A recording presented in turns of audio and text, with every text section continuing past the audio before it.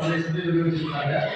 எப்பயுமே வந்து அந்தந்த மாசம் நம்ம அந்த ரயில் வரும் ஒத்திவைக்கப்பட்டதா பழைய வந்திருக்கு. புதிய பார்வை எப்பயுமே நாட்டுக்கு முக்கியம். நீங்க நாட்டுக்கு மாநகராட்சி சொந்தமான அம்மா காய்கறி மார்க்கெட்ல ஒவ்வொரு கடைக்கு ரெனியூவல் பண்றதுக்கு ஒரு சம்பந்தப்பட்ட கிளர்க்கு 15,000 ரூபாய் கேட்கிறேன். வேற சொல்லுங்க. நம்ம மந்திரிக்கு கேட்டது நமக்கு கேட்டது குற்றச்சாட்டு வந்து சொல்றீங்க. என்ன விசாரிச்சு நடவடிக்கை கண்டிப்பா அவன் ஏன் அந்த சீட்ல வச்சிருக்கீங்க? அதிகாரி அசிங்கமா ஒரு காய் சம்பளம் வாங்கிட்டு நாங்களும் தெரியுங்க சரி சம்பளம் வாங்கிட்டு 15,000 கொடுத்தாரு. இல்ல நான் என்ன மீறி யாரும் சேர்ந்து எப்படி சப்போர்ட்டா சொல்லியிருக்காங்க. அப்ப நீங்க சப்போர்ட்டா இருக்கீங்களா? குற்றச்சாட்டு சொல்லிருக்கீங்க. விசாரிச்சு நடவடிக்கை எடுக்கிறேன்னு சொல்லிருக்கேன். நடவடிக்கை எடுக்கிறேன். கண்டிப்பா சார். அது வந்து எனக்கு முக்கியமான உடனே நடவடிக்கை எடுக்கணும். சொல்றீங்க செக்ஷன்ல நடக்கிற மொத்த ஊழல்களை இப்ப நம்ம அடியில் வச்சுக்க மாற்றி போறேன். யார் யார் என்ன பணம் வாங்கிக்கிறாங்க நீங்க நடவடிக்கை எடுத்தீங்களா? இந்த விஷயத்தை உங்களுக்கு சொல்லியிருக்காங்க. ஒரு உங்க பெண்கள் எங்க திருத்தங்கள்ல ஒரு தீர்வு போடுறதுக்கு 50,000 ரூபாய் நீங்க பத்திரிகையாளர் நீங்க எழுதிக்கோங்க. நான் வந்து ஆட்சிக்கு இல்ல சட்டமன்ற தேர்தலுக்கு இது மிகப்பெரிய கேடு. சட்டமன்ற தேர்தலில் நாங்க சந்திக்க முடியாத அதிகாரி கூட உருவாக்குறாங்க. 50,000 ரூபாய் ஒரு தீர்வு போடுறதுக்கு லஞ்சம் வாங்கி நான் வீடியோ 5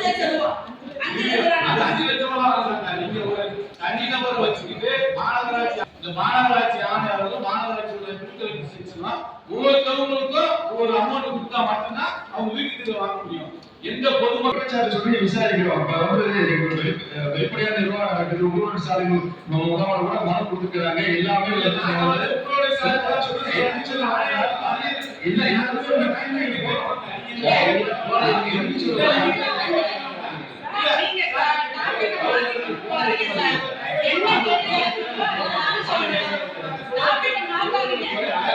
சொல்றதுன்னா உண்மையா சொல்லுங்க. தயவு செய்து ஏன்னா நீங்க வந்து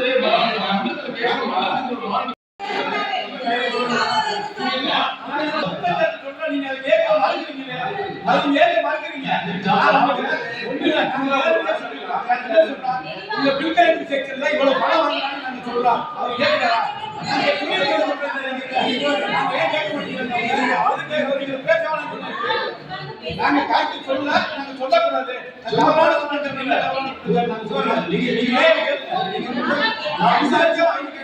அஞ்சு லட்சம் இந்த மாநகராட்சி ஒரு லட்சம் ஓட்டு கேட்க போனா 1 லட்சம் என்ன நடக்குது? டெப்டி கமிஷனர் சொல்றாங்க நான் வந்து தலையிடக்கூடாது தீர்வு போடுறது. நான் தலையிட யார் தலையிடுவா? என்னை கேட்கிறாங்க. அவங்க கேட்கிறாங்க ஒரு தொழிலதிபர் வந்தா அந்த தீர்வு போட காலை விட்டு இறங்கி அவங்க கூட்டு வந்து என் பக்கத்துல உட்கார வச்சு அவங்க கையில வந்து அன்னைக்கே பிடிச்சிருக்காங்க. நீங்க சொன்னீங்க தொழிலதிபர் என்ன லட்சமா லஞ்சம் வாங்கிட்டு இந்த ஆட்சியோட திமுக ஆட்சி யாரும் போய் பார்க்க போக முடியாது.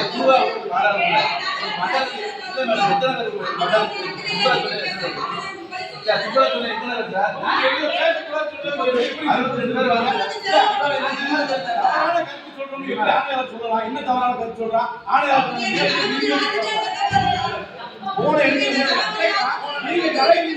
மாநகராட்சி மேலே தலையிடாதனால எவ்வளவு தவறு நடக்குதுங்கிறனால நான் சொல்ற குற்றச்சாட்டை சொல்றேன்.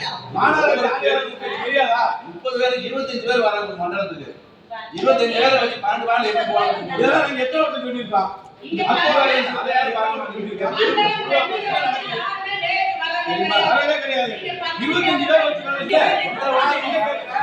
ஒரு தீர்வு போடுறதுக்கு 5 லட்சம் வாங்கிட்டு அந்த தீர்வையே கொடுக்காம ஒரு மாசமா இழுத்தடிக்கிறாங்க. நான் நிரூபிக்கவா?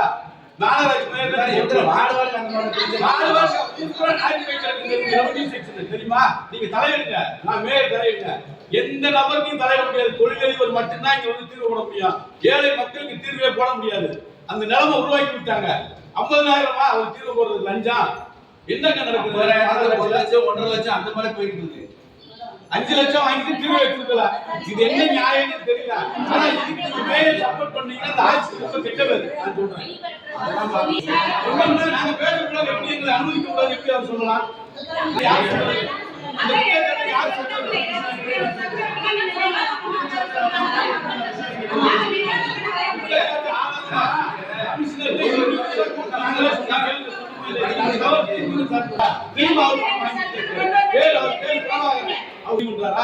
நான் கேட்கிறேன், பிரபாகரன் இந்த மாநகராட்சிக்கு மொத்த ரெவன்யூ செக்ஷன் முடிவு பண்றாரா? நான் கேட்கிறேன், எந்த தொழிலும் தொழில் பண்ண விட மாட்டாங்க. கேளுங்க, இந்த சுகாதாரத்துக்கு எஸ்ஓ என்ன செய்யறாங்க? கடையா கல்யாணம் பண்றவங்க கடையா நீங்களே பிரிச்சு விடுங்க. அவங்களுக்கு டெண்டர் விடுங்க. ஒரு கடையவோ ஒரு ஹோட்டல்